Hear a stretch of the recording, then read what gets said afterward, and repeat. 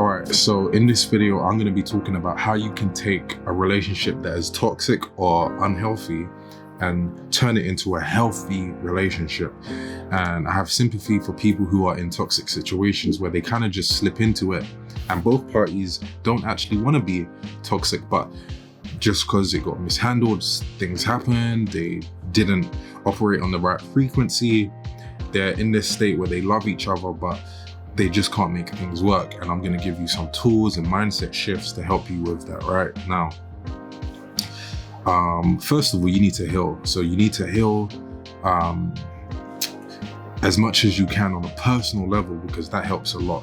Now, when you do that, there are three things that I'll give you. Now, number one, you must have specifically very good intentions.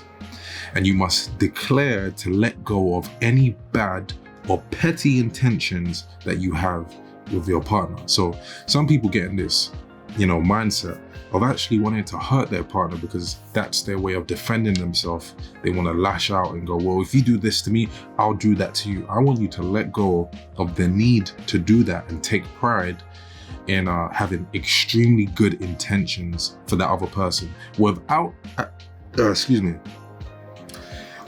actually relying on them doing the same. Now, if they're doing the work too, right? You tell them this information, of course, they should be doing it too.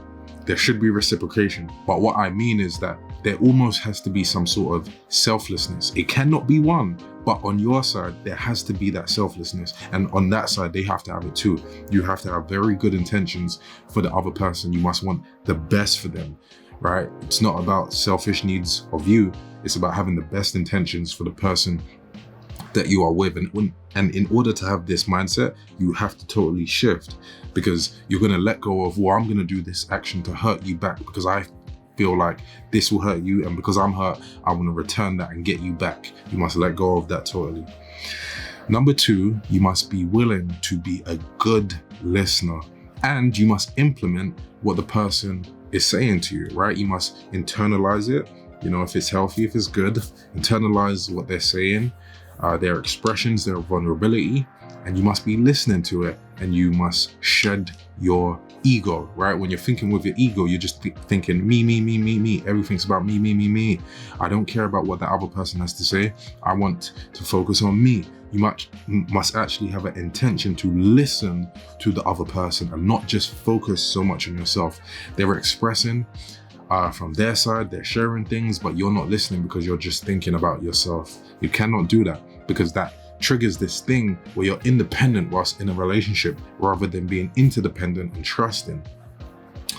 Now, the third thing is that you need to encourage that selfless atmosphere that I said before, and you must be very big on reciprocation.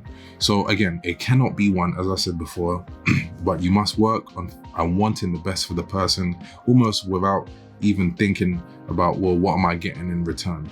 Because if you're with the right person, you should be getting something in return anyway.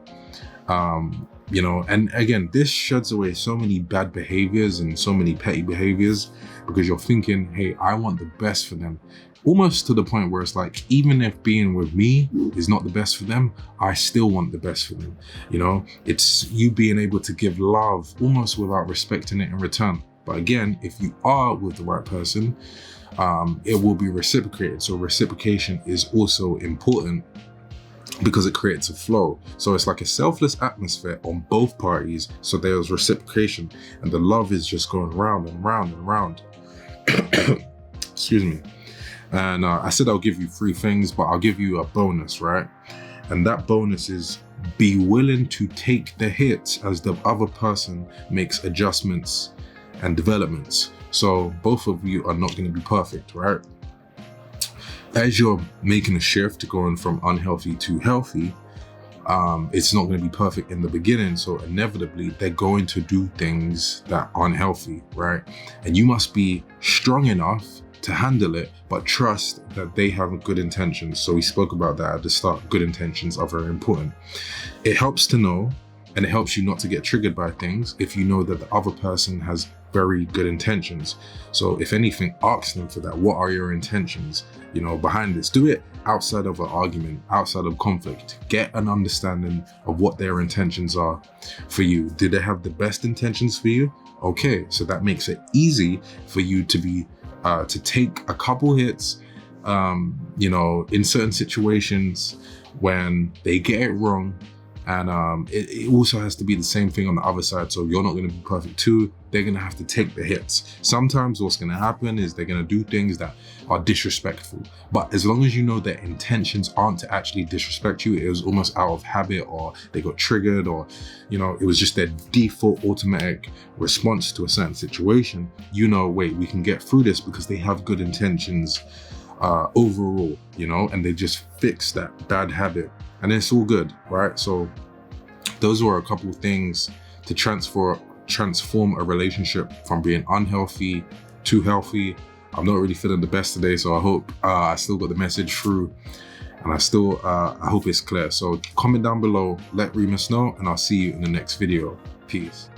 Want to learn more about the dynamics between men and women? Then check out the multi-part video series I have explaining the masculine and feminine energies. Access the link and watch it now.